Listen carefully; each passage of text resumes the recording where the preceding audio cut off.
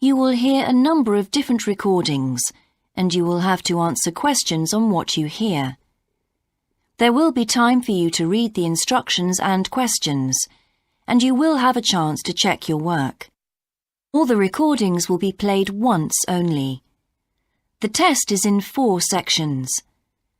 At the end of the test, you will be given 10 minutes to transfer your answers to an answer sheet. Now turn to Section 1.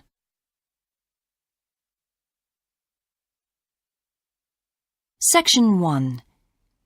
You will hear a conversation between a representative of an insurance company and a customer. First, you have some time to look at questions 1 to 3.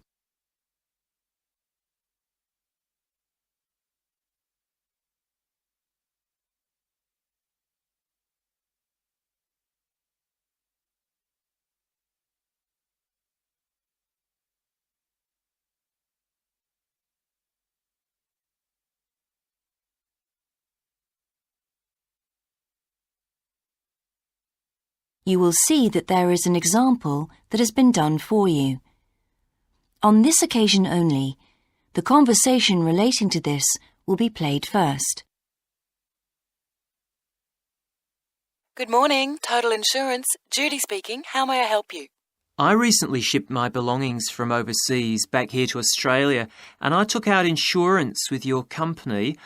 Some items were damaged during the move, so I need to make a claim. What do I have to do?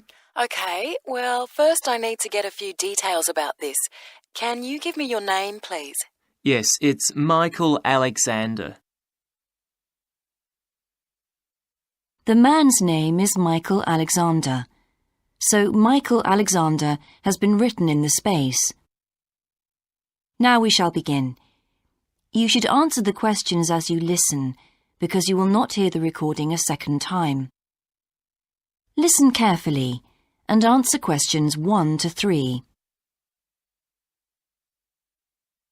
Good morning, Total Insurance. Judy speaking. How may I help you? I recently shipped my belongings from overseas back here to Australia, and I took out insurance with your company.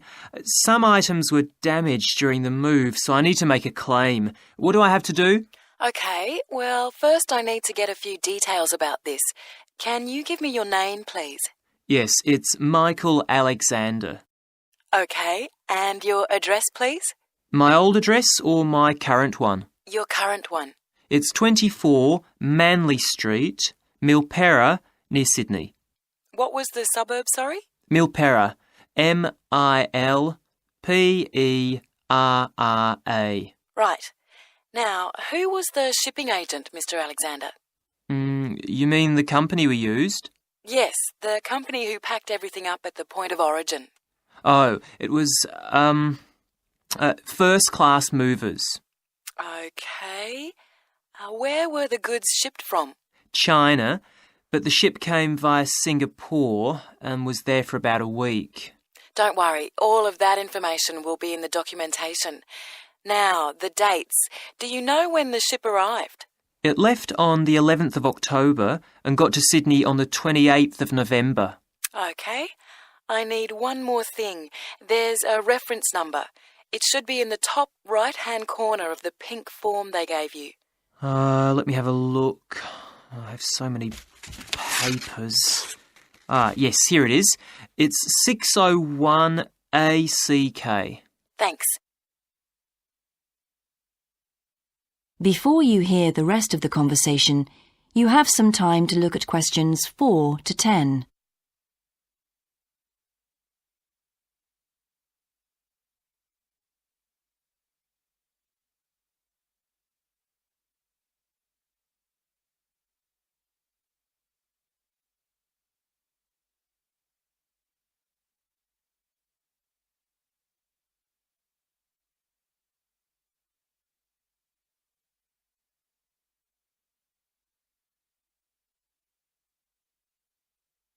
Now listen and answer questions 4 to 10. I need to take down a few details of the actual damage over the phone before you put in a full report. Can you tell me how many items were damaged and what the damage was? Yes, well, 4 things actually. I'll start with the big things. My TV, first of all. It's a large one, very expensive. Insurance doesn't cover electrical problems. It isn't an electrical problem. The screen has a huge crack in it, so it's unusable. I see. Any idea of the price to repair it? No. Well, I don't think it can be repaired. It will need a new one. OK, I'll make a note of that and we'll see what we can do. Now, what was the second item? The cabinet from the bathroom was damaged as well. It's a lovely cabinet. We use it to keep our towels in. And what is the extent of the damage? Well, the back and the sides seem okay, but the door has a huge hole in it. It can't be repaired. I'm really not very happy about it. And how much do you think it will cost to replace it? Well, when I bought it last year, I paid $125 for it. But the one I've seen here in Sydney is a bit more expensive. It's $140. Right. And what was the third item? My dining room table. It's a lovely table from Indonesia. It must have been very hot inside the container because one leg has completely split down the middle. The top and the other 3 look okay, thank goodness. Any idea of the price to repair it? Well, I had an estimate done on this actually because it is a very special table to us. They quoted us $200, which is really pricey, so I hope the insurance will cover the total cost. I'm sure that will be fine. What was the last item, Mr. Alexander? Well, we have a lovely set of china plates and dishes, with matching cups, saucers, the lot. They were all in the one box, which must have got dropped because some plates were broken. 6, actually. And can you tell me the replacement value of these? Well, it's hard to say because they were part of a set, but they can be up to $10 each as it's such a good set. OK, so that would be around $60 altogether. Yes, that's right. And is that all of the items? Yes. So, what do I have to do now? That is the end of section 1. You now have half a minute to check your answers.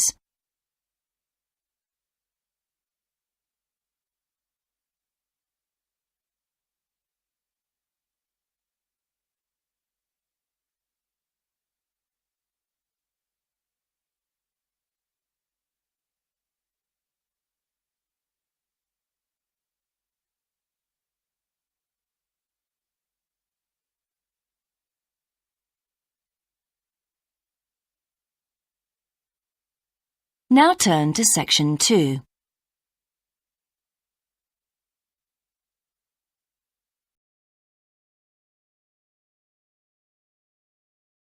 Section 2. You will hear an introductory talk about a new agricultural park. First, you have some time to look at questions 11 to 14.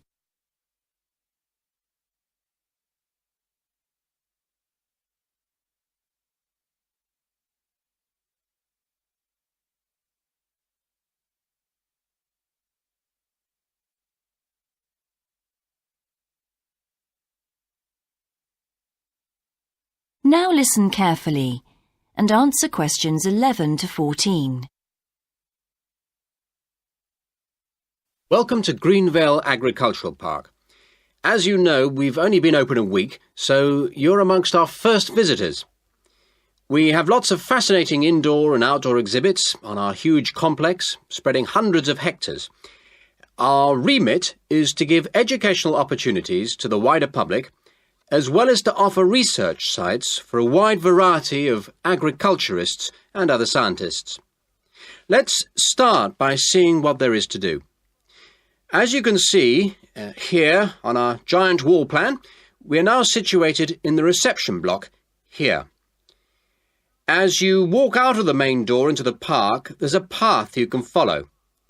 If you follow this route, you'll immediately come into the rare breeds section, where we keep a wide variety of animals, which I shall be telling you a little more about later.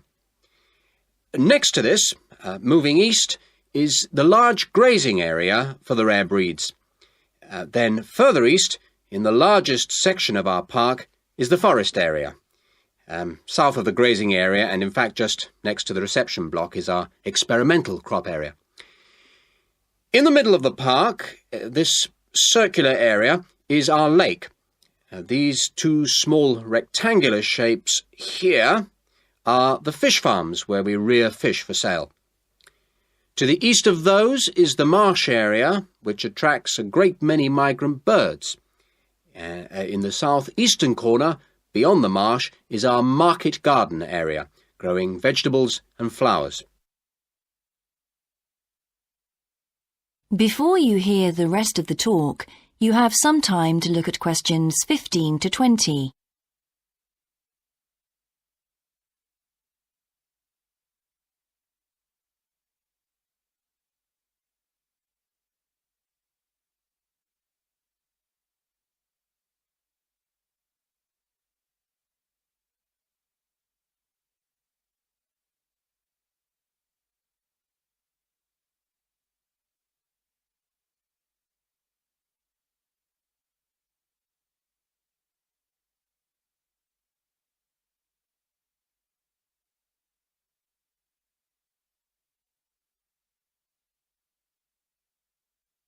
Now listen and answer questions 15 to 20.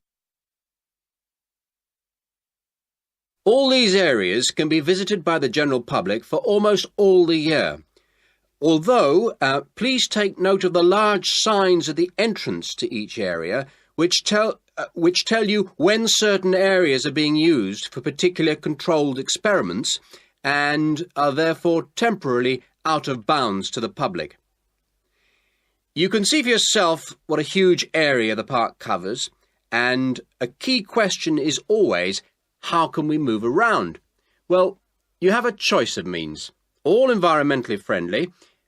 Cars are banned in the park. We have bicycles, which you can hire behind the reception block here. The healthy ones of you can go on foot. And finally, there's our electric tram, powered from solar cells. You find more information about this at the front entrance. A good place to start on your tour is the rare breed section. We keep goats, sheep and hens and other kinds of poultry. We're also thinking of bringing in cows and horses, but we do not as yet have facilities for these bigger animals.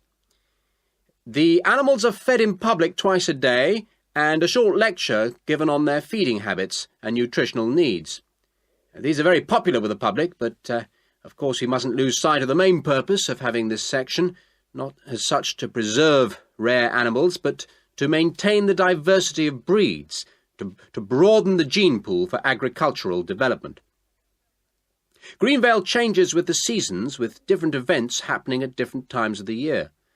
May will be perhaps our most spectacular month, with the arrival of the Canada geese, and when our fruit trees will be in full blossom. But there are interesting events on all year round. For example, John Havers, our expert fly fisherman, is currently giving displays on the lake. Each of the sections has its own seasonal calendar, and please consult the summary board at the main entrance. And the final section, as we return to the reception blocks, is the orchard. Do take time to browse round our shop. There's a wide selection of books on wildlife, some of them written by local authors, and the history of farming, including organic farming, something which the park will be diversifying into in the coming months. That is the end of section 2. You now have half a minute to check your answers.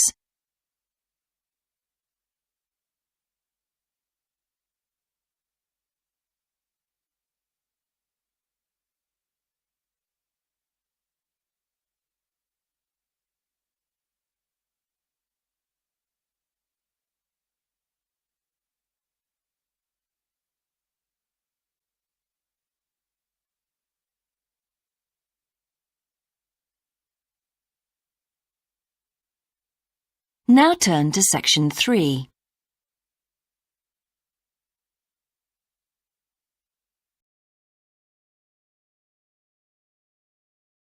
Section 3. You will hear part of a seminar in which a researcher called Grant Freeman discusses his work on Australian honeybees with a group of students. First, you have some time to look at questions 21 to 24.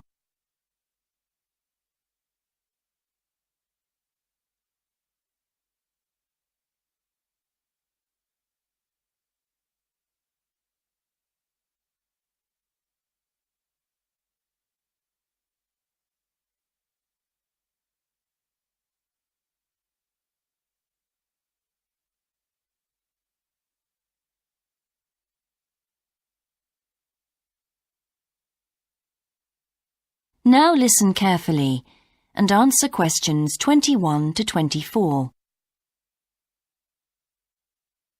Good morning, everyone. In today's seminar, Grant Freeman, a biologist who specialises in identifying insects and who works for the Australian Quarantine Service, has come to talk to us about his current research work. Right, well, over to you, Grant. Good morning, everyone. I'm sure that you know that the Quarantine Service regulates all food brought into Australia. Well, obviously they want to protect Australia from diseases that might come in with imported goods, but they also want to prevent insect pests from being introduced into the country, and that's where I have a part to play.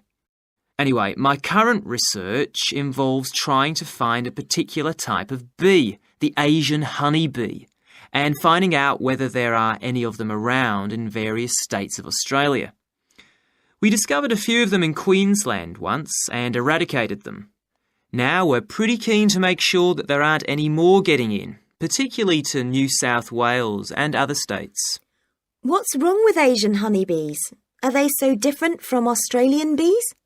Well, in fact, they look almost the same, but they are infested with mites, microscopic creatures which live on them, and which can seriously damage our own homegrown bees, or could even wipe them out. Well, what would happen if Australian bees died out? Well, the honey from Australian bees is of excellent quality, much better than the stuff the Asian bees produce. In fact, Australia exports native queen bees to a large number of countries because of this. When the European honeybee was first discovered out in the bush, we found they made really unpleasant honey, and they were also too big to pollinate many of our native flowers here in Australia. That must have had a devastating effect on the natural flora. Did you lose any species? No, we managed to get them under control before that happened. But if Asian bees got in, there could be other consequences. We could lose a lot of money because you might not be aware, but it's estimated that native bees' pollination of flower and vegetable crops is worth $1.2 billion a year. So in a way, they're the farmer's friend. Oh, and another thing is, if you're stung by an Asian honeybee, it can produce an allergic reaction in some people, so they're much more dangerous than native bees.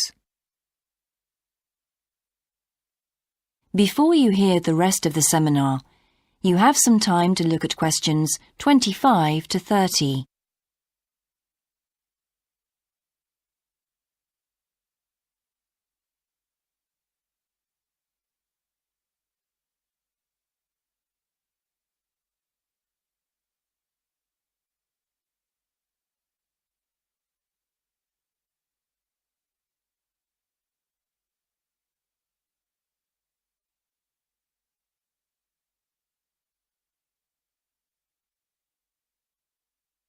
Now listen and answer questions 25 to 30.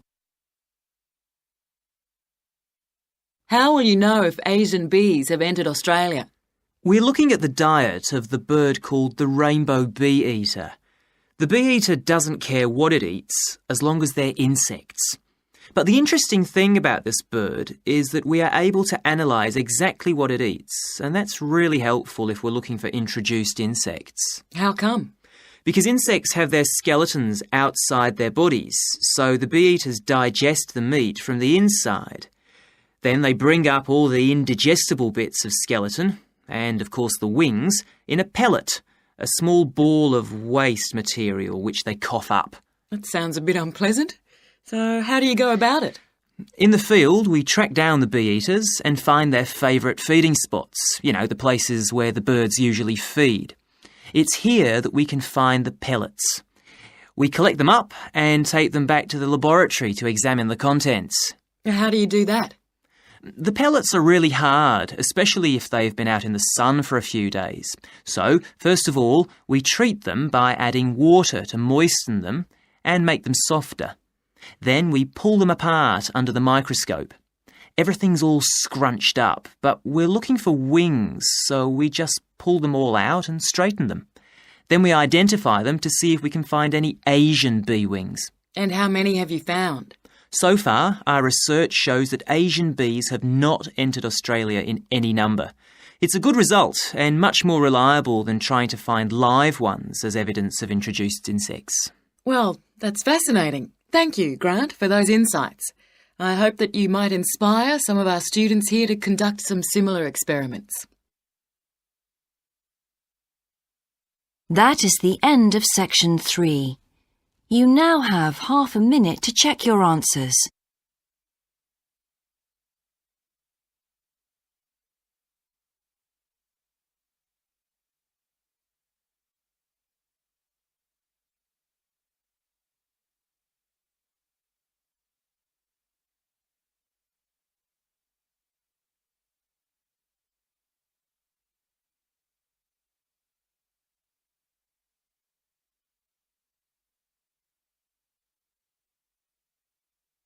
Now turn to section 4.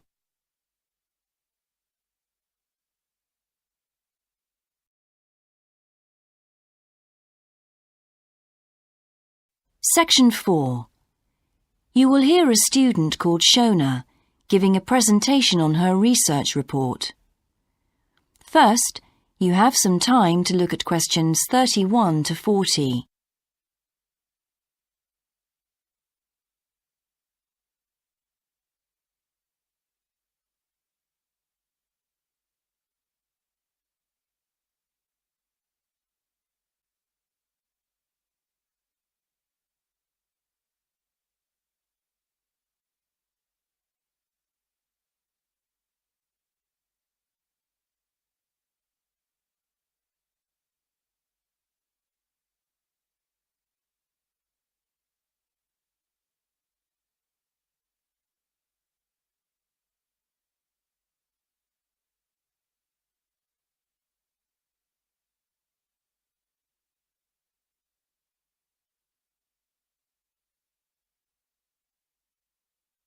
Now listen carefully and answer questions 31 to 40.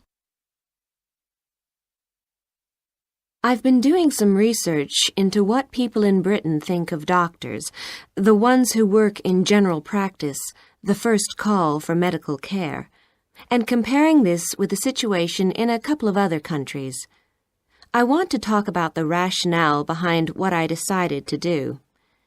Now, I had to set up my program of research in 3 different countries, so I approached postgraduates in my field in overseas departments, contacting them by email to organize things for me at their end. I thought I would have trouble recruiting help, but in fact, everyone was very willing, and sometimes their tutors got involved too. I had to give my helpers clear instructions about what kind of sample population I wanted them to use. I decided that people under 18 should be excluded because most of them are students or looking for their first job. And also I decided at this stage just to focus on men who were in employment and set up something for people who didn't have jobs and for employed women later on as a separate investigation.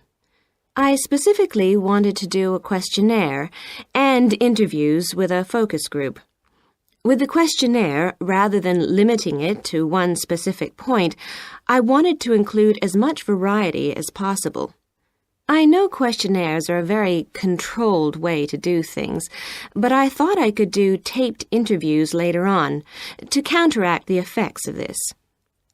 And the focus group may also prove useful in future by targeting subjects I can easily return to, as the participants tend to be more involved. So I'm just collating the results now. At the moment, it looks as if in the UK, despite the fact that newspapers continually report that people are unhappy with medical care, in fact, it is mainly the 3rd level of care, which takes place in hospitals, that they are worried about. Government reforms have been proposed at all levels, and although their success is not guaranteed, long-term hospital care is in fact probably less of an issue than the media would have us believe. However, I've still got quite a bit of data to look at. Certainly, I will need to do more far-reaching research than I had anticipated in order to establish if people want extra medical staff invested in the community, or if they want care to revert to fewer but larger key medical units. The solution may well be something that can be easily implemented by those responsible in local government, with central government support, of course. This first stage has proved very valuable, though. I was surprised by how willing most of the subjects were to get involved in the project. I had expected some unwillingness to answer questions honestly, but I was taken aback and rather concerned that something I thought I'd set up very well didn't necessarily seem that way to everyone in my own department.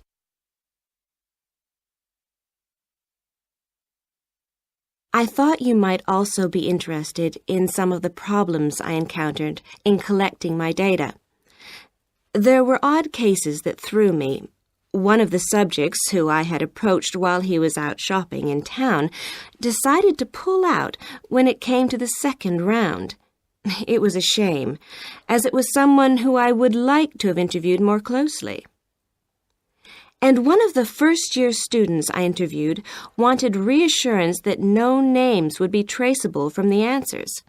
I was so surprised, because they think nothing of telling you about themselves and their opinions in seminar groups. Then one of the people that I worked with got a bit funny. The questions were quite personal, and one minute he said he'd do it, then the next day he wouldn't. And in the end, he did do it. It's hard not to get angry in that situation, but I tried to keep focused on the overall picture in order to stay calm. The most bizarre case was a telephone interview I did with a teacher at a university in France. He answered all my questions in great detail, but then when I asked how much access he had to dangerous substances, he wouldn't tell me exactly what his work involved. It was a real eye-opener. That is the end of section 4. You now have half a minute to check your answers.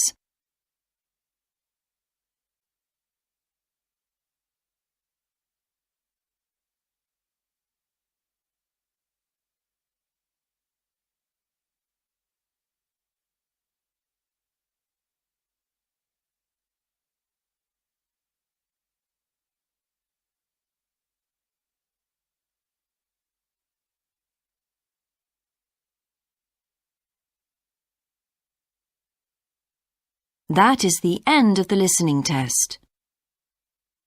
In the IELTS test, you would now have 10 minutes to transfer your answers to the answer sheet.